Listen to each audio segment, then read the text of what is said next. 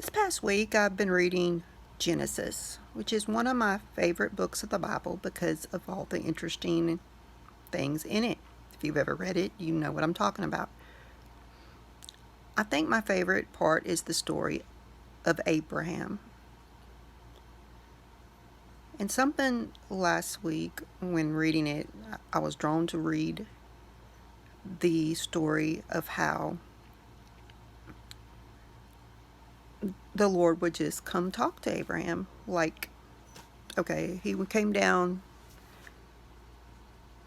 with two angelic beings, and they were walking towards where Abraham lived. And Abraham wants to feed them. He wants them to stop and rest. So he has food prepared.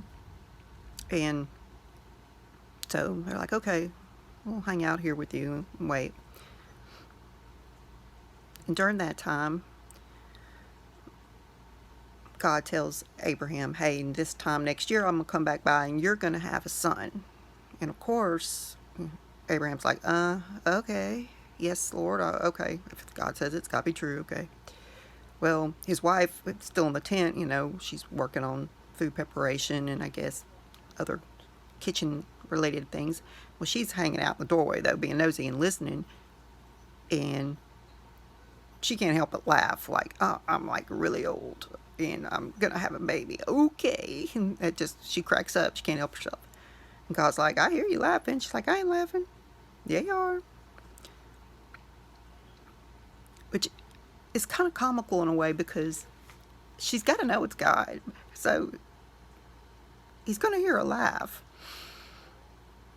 But we as humans think we can hide things that may be displeasing to God if we're hiding in the dark, so to speak. When in reality, he knows it. He just wants us to admit it. Anyhow, so God gets up, his pre-incarnate being self before he was Jesus, born, the Son of God was born. That's a whole nother complex sort of thing. I'm not going to get off topic. Anyway, so God gets up. The other angels have already started. Other two angelic beings started heading down towards the plain. God lets Abraham know he's heard an outcry from the villages of the plain. And he was going down there to see if it's as bad as he's heard. And so Abraham starts thinking, I'm sure he thought about Lot, his relative down there. But he probably was thinking, okay, you're going to destroy all these people's town if there's bad stuff going on in there or whatever, because he doesn't know what's going on there.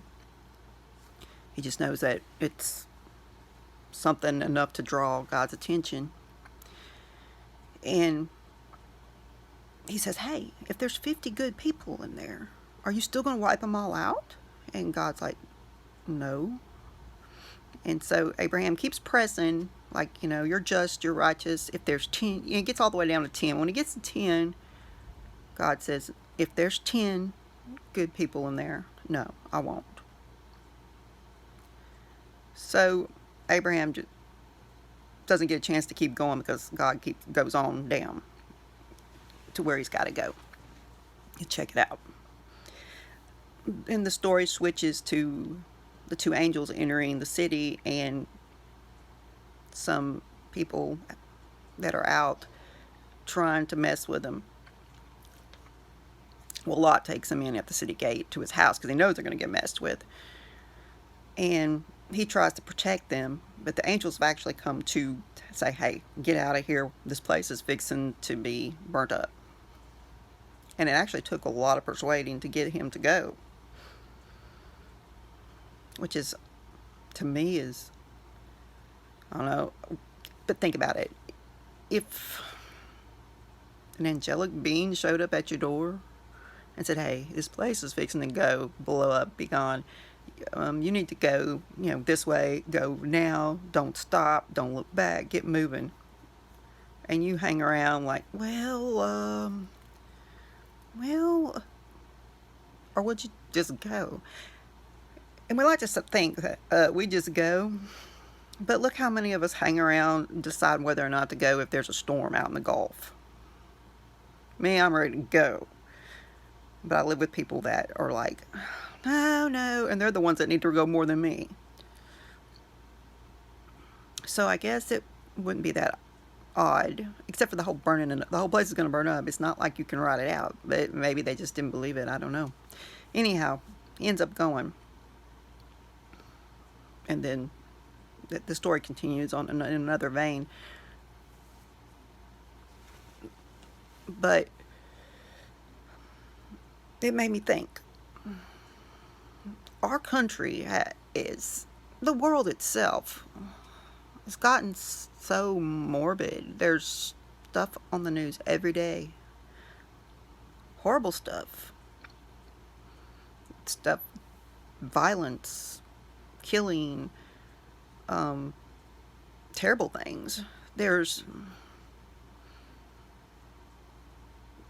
just unspeakable things that, come out. And there's so many privileged, wealthy people are getting found out for being what is probably the most awful of things that you can think to do to someone, especially a defenseless someone. I won't even go there, but yet we are still here. I can only assume it's because there's a lot of righteous people still around, or good people that try to stop these things.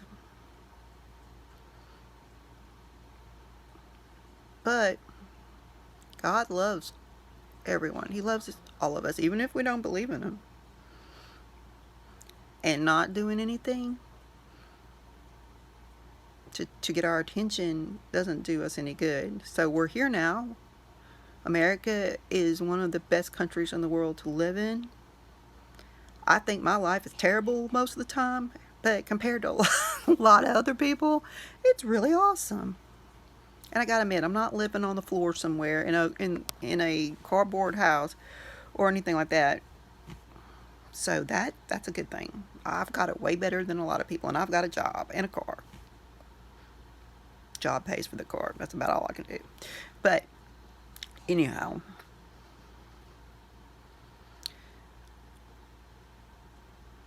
most of us are so busy with our lives, so caught up in the world, that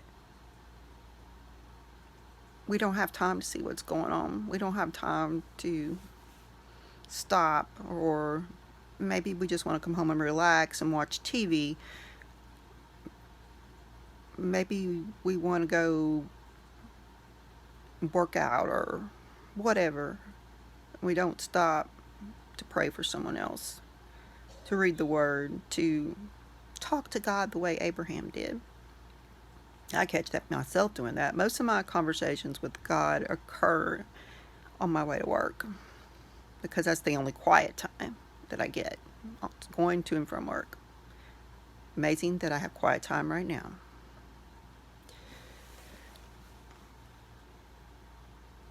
So those of us that might be like lukewarm, or those of us that are doing what we can, then there's those of us that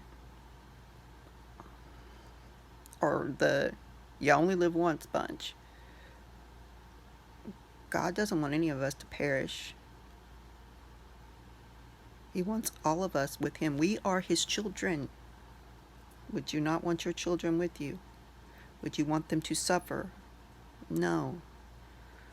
Many of them suffer on the earth, but our life here is like, that's a Bible quote that I can never quote exactly where each thing comes from. I have to go look it up later.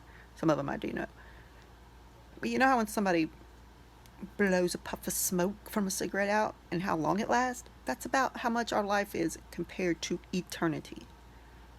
So our suffering, and there's people that suffer. I ain't suffered like some people. Most people suffer probably more than me all over the world. But our eternal soul will suffer eternally. if we don't have love. That love from the Lord. That love that He gave His Son, Jesus, or Yeshua, as His name would be normally pronounced in His time, came down and died for us.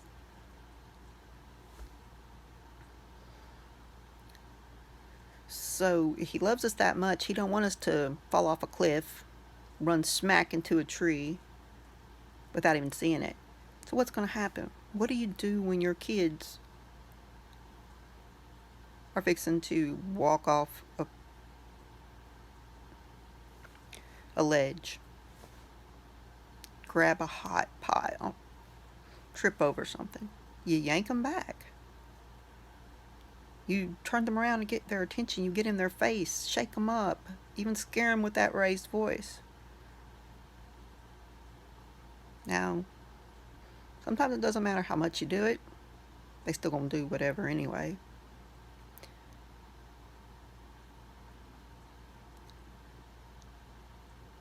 But you love them, so you're gonna try to do what you can. And that's what's gonna happen. And I'm pretty sure in my lifetime, and my life technically is half over, unless I live to be a really old lady, which Lord help me.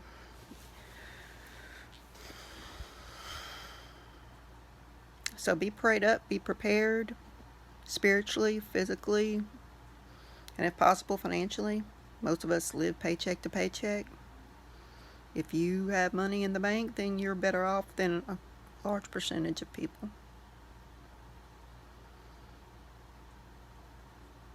And that was my talk. We ain't walking and talking today because it's raining outside and lightning, and I don't do lightning. So if you've made it this far through this video, then thank you for listening, and God bless. Happy Sunday.